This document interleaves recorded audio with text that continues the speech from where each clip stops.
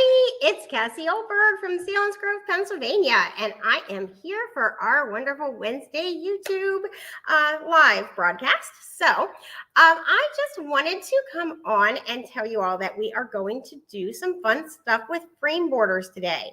So I'm going to start off with some frame border basics. So this is a frame border, and it has this line right here that shows you that it can be done as a frame, and it also has frame in the title. But I'm also going to show you what do you do if there's a really pretty punch that you would love to use as a frame and it doesn't have the line, so it's not made to be a frame punch. So let's go ahead and flip on over to my desktop and I will show you what I mean. So bring this up. And I'm going to hide my ticker across the bottom. Just a reminder to please subscribe to my YouTube channel. Okay, so we are going to go over this. First, we're just going to do the basics. And this is going to be really quick. And then I'm going to show you some really fun things. So let's start. I'm going to put this over here to collect the scraps on so it doesn't get all over my silicone mat and stick. And I'm just going to show you a couple of quick things. So with a frame punch, when it has the line on here, that means that it is a frame. And so you can go all the way around the corners. And I'll show you what I mean by that. You can do this with any even number. So let's start with the smallest it can do, which is 4. So if you have a 4-inch square, and I watched a few of my gals struggle this weekend, so that's why I wanted to do something with frames today. So if you start with a 4-inch square, then, it's even. And this spot in between here is 2 inches. So in order to go around the corners, all you're going to do is center it between these 2 silver lines. And that's it. And when you center it there, it's going to punch. And then you can go around the horn. So you're going to center it between those silver lines each and every time. And I'm just using some scrap paper for these quick basics. So we're just going around the horn. And I recommend you take these insert sheets and just play around and practice, especially with the more complicated technique I'm going to teach you in a moment. Okay, so as you can see, it just makes it go around all the edges and it frames it. So the next thing we're going to talk about is what if you want it to be bigger. So you can do it on a 12 by 12. You can do it on 6 by 6. You can do it on 8 by 8. So let's just go ahead and take a 6 by 6 strip. And the reason it has to be even is, remember, I told you that it's 2 inches between those 2 lines. So you need to have that, you need to have it be even, because otherwise you'd have a spot in the middle where it didn't quite go. So let's just quickly do the 6-inch and then we will move on to more complicated things. And look, this is just the backing paper that comes in every paper pack. So feel free to use that to play around and learn how to do things. So with the frames, what I usually do is I do my corners first. And the reason I do that is because sometimes I get a little overly happy and I punch too much going across and I forget to do the corners. So if you do the corners first, then you can't mess it up. And I like not being able to mess up. Okay, so we just come around and see how this is just framing it out. And actually with the 6 by 6, once you do all the corners, it's all done. So I am going to show you quickly on a 12 by 12, but I'll just show you across one side so we can move on to the really fun stuff I have planned. I'm super excited. Okay, so see, just frame the whole thing. And now we'll just do one more click here with the basics and move on to the more fun things. Come over here and see if there's any comments popping up. Not yet. Okay. So then whenever you're doing a bigger one, so let's say a 12 by 12, you can put it in and do your corners just like I showed you. So corners first. And this way you'll be able to see what I mean about getting punch happy. So if I didn't do the whole corner and I just started going across, I might forget to stop and do this corner. And, not everybody moves it at a fast pace like I do. So maybe you could calm yourself down and not forget to do the corner. But I don't trust myself. I know that once I start punching, I'm in a feel good, happy mood, and I could just do the whole thing and forget about those corners. Okay. So we do the whole sides. And then when we're done, look what happens. The corners are done, but we need to do the spot in between. So these are going to be, we took out an inch there and an inch there. So we have these punches to do in between. So we're just going to come in and you're going to line it up and do the center parts. And just go across.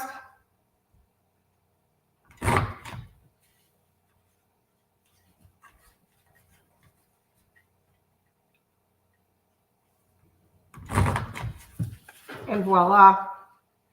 Sometimes, depending on how you measure, you might have a little tiny piece like that. You can use your microchip scissors or just pull it out of there. But then you get your corners and you don't have to worry that you would forget to do them.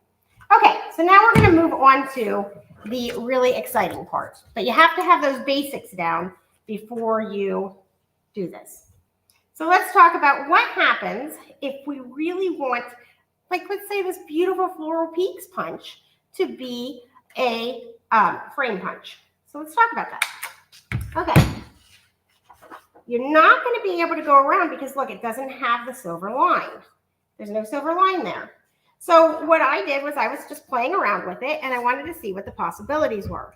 I'm going to show you 2 different ways to make it work and then you can decide what works for you. So first thing is if you measure over here from the edge of this to where the line is, then that's 1/4 inch. And if we measure here to where the outside of the little triangle, which is what tells us where to punch the next peak is, then it is also 1/4 inch. So we're just going to go with that. This is also 2 inches in here, just like this one, 2 inches in here. And so theoretically, we could go around and do the punches. It's just that you're not going to be able to make a perfect corner like a frame punch would.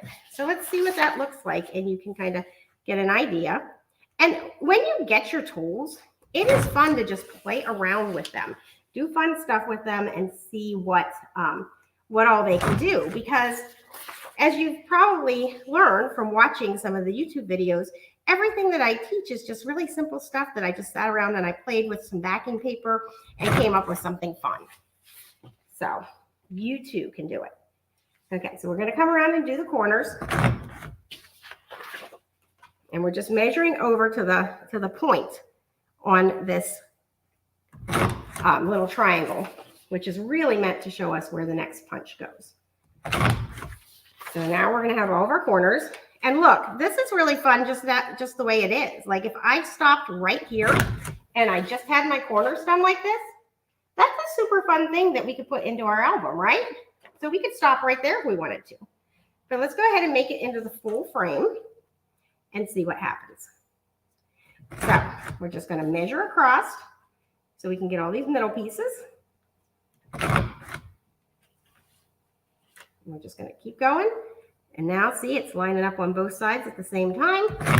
So there, we got that part done. And we're going to come back and do this. And it just gives it a fun, different look. So there's so many things that you can do with your tools to get different looks from it, from what you already have. And you can play with any of your punches and see what it can do. Okay. Hey, how are you, Sharon? So happy you're on. Sharon was telling me that the other day she was watching one of my videos and she saw pictures pop up and she didn't know she was on mine. And then she saw my baby girl and went, hey, that looks just like her. And sure enough, yeah, it's my baby girl, looks just like me. So that was fun to get that message from her. Okay. So here we go. We went all the way around the horn. Get this pile of scraps out of our way. And check this out. So now you can decide once you do it, do you want to leave these on? I don't. I think they look kind of raggedy. So there's a couple of different things that we can do. One is just take our microtip scissors and carefully cut these out.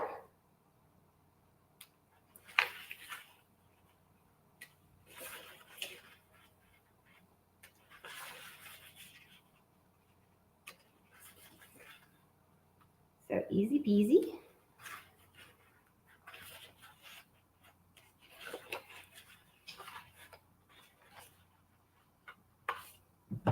And then, of course, what am I going to do with it? I'm going to put it right down onto a Fast to Fab page because that's how I like to do my pages. And that would be super fun. I could add something to the corners. But if I didn't want these square bulky triangles there, I could also come in and cut them out.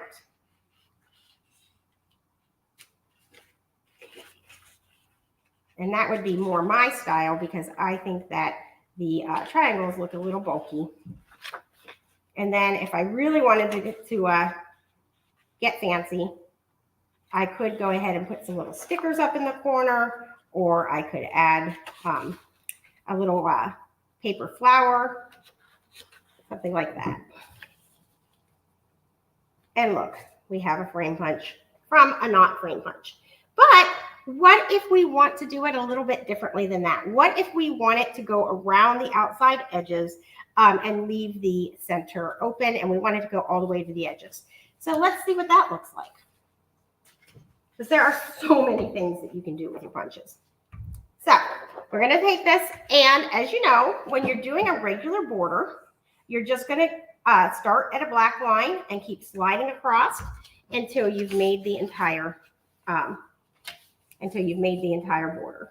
So, whoops, we're going to start with the black line, Guzzy. There we go. And we're going to slide it, and of course we have the nice triangle to help us know, since it's a repeating pattern, that Creative Memories is super kind to us, and they gave us this wonderful little triangle. We're going to line it up as we go. And for those of you just joining us, we are going over, we started off with frame border basics. Then we went over how to do a frame from a non-frame punch. And now we're doing it one more way. So you're going to actually get 2 ways to do a frame from a not frame punch with this video. So we're going to measure over to 1.5 inches. And we're going to cut. And we need 4 of these for what we're going to do. So we're going to come around and we're going to make 4 of them, and each one we're going to cut at 1.5 inches. Now, remember, when you learn how to do something, you can then vary it. So I'm doing it at 1.5 inches each time, but you could decide you want a thicker border. You could decide that you want it to go around not as many sides. So go ahead and watch what I do. And then I'd love it if people would go ahead and make some things and post them, all the different ways that we do it. So do another 1.5 inch.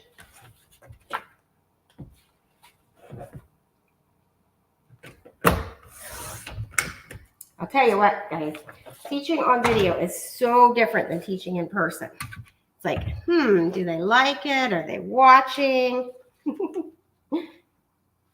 So start the black line. We're going to go over using the little triangle to measure each time. This is our 3rd one, and then we just need 1 more.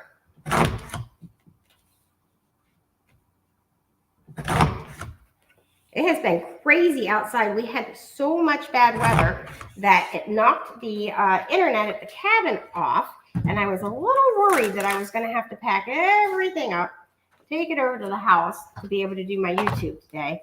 And I'll tell you what, that was not bringing me joy. But tech support, i.e. my daughter and my husband, got it back up and running. And it just knocked out one of our point-to-points. So, okay, so here we go. We had National Scrapbook Day last weekend, and it rained so much that we were starting to get worried that it was going to flood the stream, but it did not. Everybody made it safely home, so that's a good thing. Okay, that's all 4 that we need. Now we can do the fun part. And this is so simple and easy what we're going to do. Hello, hello. Thank you for joining me. Okay, we're going to measure over to 1.5 inches. Going to cut. And now we have 4 pieces. Now what we're going to do is we're going to take the first one and we're going to miter a corner. So we're going to bring it up to put the little flower tips on here on the 45-degree line. If you've never noticed, there is a 45-degree line on your trimmer. This trimmer is the best thing. I mean, even better than sliced bread. So we're going to put it on here and we're going to measure, and we have our first cut. And then we need the opposite side to go the opposite way. So we're just going to flip it to the opposite side. We're going to bring it up, same exact way, and we're going to cut the corner. And so we don't get them all mixed up, we're going to bring our page over, our beautiful, beautiful Fast to Fab page, and we are going to flip this to the back side, put some repositionable tape. If you have not used repositionable tape, then I feel really bad for you. You should definitely try it. And we're just going to put it down onto the page. And there we have the first edge. So now we're just going to take the next one. And we need this side to start off getting cut this way. So we are going to flip it for that side. And then flip it this way for the other side. So the important thing is that you're doing it the same way each time, but opposite sides of the paper. So that's probably the easiest way to remember this. So same, putting the same little bump, the edge up against the top, and you are going to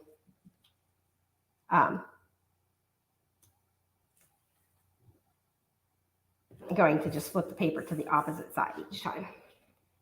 So this time for the bottom part, I'm going to snip this just a little bit right here.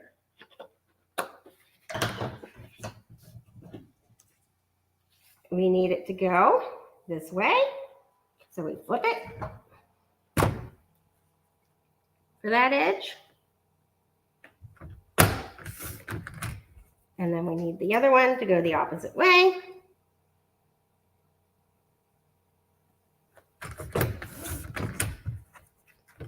And this is just a super fun way to get a frame out of your not frame punch.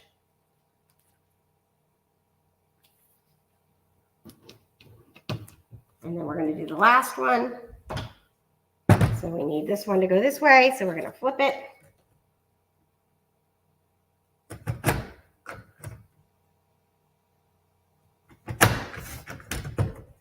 And then we're going to flip it this way.